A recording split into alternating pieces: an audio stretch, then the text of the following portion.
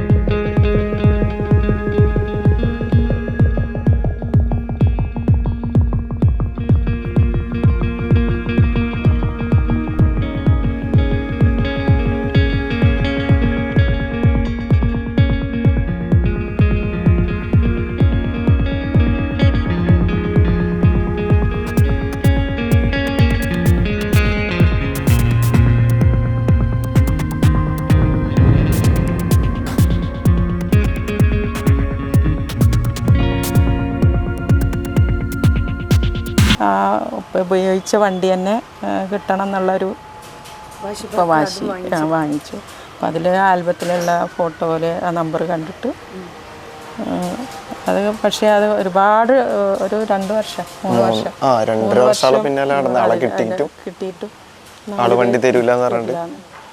ഇവിടെ വീട്ടിൽ വന്നാൽ ഒരു വിഷമത്തിൽ ഇങ്ങനെ നിൽക്കും, കിട്ടിയില്ല അമ്മച്ചിയെ. അപ്പം ഞാനും പറയും കിട്ടുമായിരിക്കും, അവരുടെ മൈൻഡ് ചേഞ്ച് ആവും എന്നുള്ള ഒരു. പിന്നെ അത് കിട്ടി, പക്ഷേ കിട്ടുമ്പോൾ കളറും ഒക്കെ ചേഞ്ച് ആയിട്ടുണ്ടായിരുന്നു. പക്ഷെ അതേ കളറ്, ആ സിൽവർ കളറ്, ആ ഒരു ഇതിൽ തന്നെ അവൻ ആ ഒരു മെക്കാനിക്കൽ ലെവല് അതെ ആ ഒരു കളർ തന്നെ ചെയ്തു. അത് എനിക്ക് കല്യാണത്തിന്റെ മുന്നെയാണ്. അത് 88 മോഡലാണ് വണ്ടി. അത്യാവശ്യം പഴക്കമുള്ള വണ്ടിയാണ്. ഇപ്പൊ അതെങ്ങനെ ഫുൾ കണ്ടീഷനിൽ ഇപ്പോൾ യൂസ് ചെയ്യുന്നുണ്ടോ?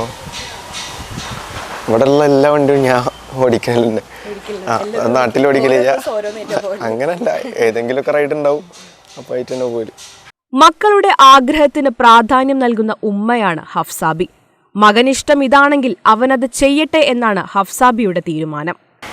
എനിക്ക് പറയാനുള്ളത് ചെറുതിലെ നമ്മുടെ ആ കുട്ടികളുടെ ഒരു ടേസ്റ്റ് മനസ്സിലാക്കിയിട്ട് മുന്നോട്ട് പോകണം എന്നുള്ളത്. പിന്നെ നമുക്ക് പാരൻസിന് ഒരു ടെൻഷൻ ഉണ്ടാവും. ഈ ഒരു വണ്ടിയുടെ ബാക്കിൽ പോകുമ്പോൾ ഒരുപാട് വണ്ടികൾ വാങ്ങി, ഇപ്പോൾ എനിക്ക് തന്നെ അറിയാം, ഇപ്പോൾ പിന്നെ ചില ദിവസങ്ങളിൽ പഴയ വണ്ടി വാങ്ങും, അതൊന്ന് ന്യൂ ആക്കിയിട്ട് ഒരു 2-3 ദിവസം കഴിഞ്ഞാൽ പുതിയതാക്കിയിട്ട് അത് ഇട്ട് നടക്കും. പിന്നെ അത് സെയിലാക്കാറുണ്ട്.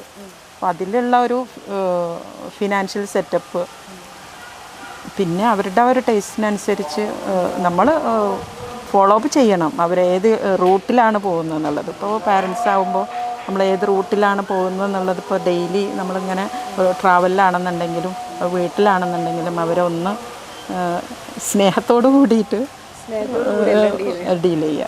നിലവിൽ 1988 model RX100, 1995 model SD road king, 1972 model Jawa, 1981 model ലാംബി 150, 1985 മോഡൽ RD350 എന്നിവ ഹിഷാമിന്റെ പക്കലുണ്ട്. കൂടാതെ വില്ലീസും. ഇപ്പോൾ ഒരു വണ്ടിയിട്ട് ഇപ്പോൾ ഈ ഒരു വണ്ടിയിട്ട് നടക്കാന്നുണ്ടെങ്കിൽ ഇത് SD ആണ്. ഇതിൽ പറഞ്ഞു കഴിഞ്ഞാൽ കുറേ വാട്സപ്പ് ഗ്രൂപ്പുകളുണ്ട്. പിന്നെ മാത്രമല്ല നമ്മളെ അതായത് വണ്ടികൾ ഉണ്ടായാൽ തന്നെ നമുക്ക് ആൾക്കാർ ഇങ്ങോട്ട് വരും. അതായത് വണ്ടി ഏതാ മോഡൽ അങ്ങനെ. ഇപ്പോൾ നമുക്ക് ഇനിയിപ്പോൾ ഞാൻ എവിടെ പോകാന്നുണ്ടെങ്കിലും എവിടെ പെട്ട് കഴിഞ്ഞാലും ഇതിൻ്റെ ഒരു കേബിൾ പൊട്ടി കഴിഞ്ഞാലും എൻ്റെ ഫോണിൽ ഞാൻ ആ ഭാഗത്ത് രജിസ്ട്രേഷൻ അടിച്ച് കഴിഞ്ഞാൽ എനിക്ക് ആ ഭാഗത്തുള്ള നമ്പർ കിട്ടും.